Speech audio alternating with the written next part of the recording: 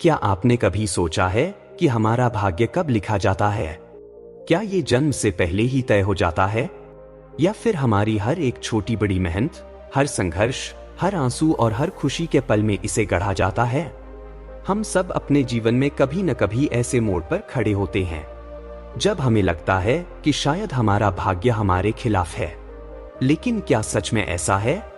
दोस्तों, ये कहानी सिर्फ एक पुराने गांव और एक साधु की नहीं है, बल्कि ये आपकी और मेरी कहानी है। इसमें जुनून है, डर है, संघर्ष है और वो धैर्य है जो हमें आगे बढ़ने के लिए मजबूर करता है। अगर आपने कभी अपने भाग्य पर सवाल उठाया है, अगर आपको कभी लगा है कि किस्मत आपका साथ नहीं दे रही, तो ये कहानी आपको बहुत कुछ सिखा सकती है। इस वीडियो को अंत तक देखें, क्योंकि इसका हर पल आपके जीवन से जुड़ा हुआ है, या हो सकता है जिस जवाब की आप इतने समय से तलाश कर रहे थे वो आपको इस कहानी में मिल जाए। आपका भाग्य शायद अभी लिखा जा रहा है, आपके हर निर्णय और हर कदम से। तो आइए जानते हैं हमारा भाग्य कब लिखा जाता है। तो चलिए दोस्तों, कहानी को शुरू करते हैं। दोस्तों, बहुत साल पहले की बात है। एक छोटा सा गांव था जिसका नाम था द्वारिकापुर। इस गांव में लोग साधारण जीवन जीते थे। वह सभी अपने खेतों और जानवरों की देखभाल करते थे। लेकिन इस गांव की एक खास बात थी, यहाँ के लोग भाग्य और कर्म पर बहुत गहरा विश्वास रखते थे। गांव के एक कोने में एक पुराना मंदिर था और उस मंदिर में एक रहस्यमयी साधु रहा करते थे।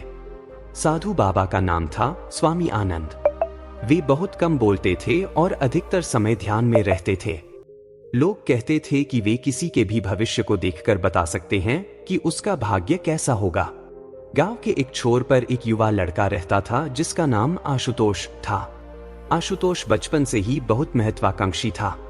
वह अपनी गरीबी से निकलकर बड़ा आदमी बनना चाहता था।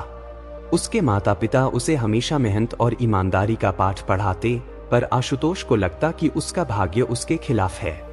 हर बार जब वह कोई बड़ा काम करने की कोशिश करता तो उसे असफलता ही मिलती। एक दिन निराश होकर वह गांव के साधु बाबा के पास गया। उस दिन सुबह का समय था, हल्की धुंध फैली हुई थी। मंदिर के पास पहुंचकर उसने देखा कि साधु बाबा ध्यान में बैठे थे। आशुतोष ने साहस जुटाकर पूछा, बाबा, मेरा भाग्य इतना बुरा क्यों है? मैंने इतनी मेहनत की पर मुझे सफलता नहीं मिली। क्या आप मेरा भाग्य देख सकते हैं? स्वामी आनंद ने धीरे से आंखें खोली। उनकी आंखों में अद्भुत शांति और रहस्य था। उन्होंने कहा, भाग्य तो लिखा हुआ है, पर उसे समझना आसान नहीं। लेकिन क्या तुम जानना चाहते हो कि तुम्हारा भाग्य कब लिखा गया? आशुतोष ने उत्सुकता से हाँ में सिर हिलाया। स्वामी आनंद ने मुस्कुराते हुए कहा, तुम्हारा भाग्य अभी लिखा जा रहा है। हर पल, हर निर्णय, हर संघर्ष में। क्या तुमने सोचा कि यह संघर्ष और असफलता ही तुम्हें तैयार कर रही हैं? आशुतोष उलझन में था। उसने कहा, लेकिन बाबा, मुझे तो केवल असफलताएं मिली हैं। क्या यह सब मेरे भाग्य का हिस्सा है? साधु बाबा ने गहरी सांस ली और बोले, चलो मैं तुम्हें एक कहानी सुनाता हूं जिससे तुम्हें तुम्हारे सभी सवालों का जवाब मिल जाएगा। बहुत समय पहले इस गांव में एक आदमी रहता था जिसका नाम था विक्रम। वह बहुत ही साहसी, ईमानदार और मेहनती था। एक दिन उसे पता चला कि गांव के पास एक बड़ा खजाना छुपा हुआ है। विक्रम ने सोचा, अगर मुझे वह खजाना मिल जाए तो मैं इस गांव का सबसे धनी आदमी बन जाऊंगा और मेरी सभी समस्याएं खत्म हो जाएंगी। वह खजाने की खोज में निकल पड़ा। जंगलों, पहाड़ों और खतरनाक रास्तों को पार करते हुए उसे अंततः एक गुफा मिली। गुफा के अंदर खूब अंधेरा था और विक्रम को लग रहा था कि जैसे वहां कुछ अदृश्य शक्ति है। उसने डरते डरते कदम बढ़ाए, लेकिन जैसे ही वह अंदर पहुंचा, उसका पैर एक पत्थर से फिसल गया और वह गहरे खड्डे में गिर गया। वहां गहराई में फंसे विक्रम को लगा कि उसका जीवन अब खत्म हो गया है। वह चीखने चिल्लाने लगा, लेकिन कोई उसे सुन नहीं सका। घोर अंधकार में उसकी सारी आशाएं धुंधली होने लगीं। कई घंटे बीत गए और विक्रम हार मानकर बैठ गया।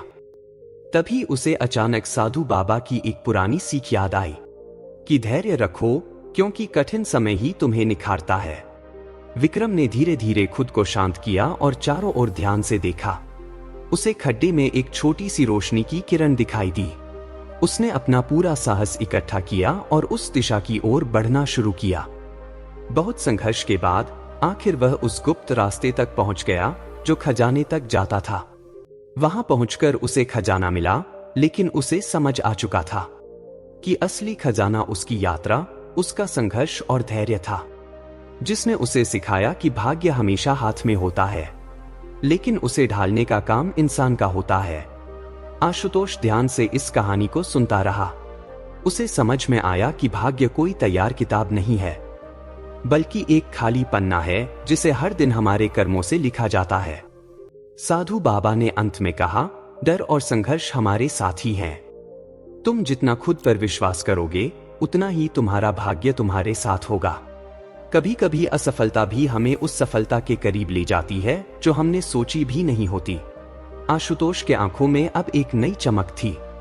वह वहां से वापस लौटा, लेकिन इस बार उसके मन में धैर्य और विश्वास था। वह जानता था कि उसके हर कदम, हर संघर्ष में उसका भाग्य लिखा जा रहा है। अब वह हारने से नहीं डरता, क्योंकि उसे समझ आ चुका था कि असली जीत उसके भीतर थी। और इस तरह आशुतोष ने अपना जीवन बदल लिया। उसने अपने सपनों को पूरा करने की कोशिशें जारी रखीं, लेकिन अब उसे अपनी असफलताओं से डर नहीं था, क्योंकि वह जानता था कि वे उसके भाग्य के निर्माण का हिस्सा थीं।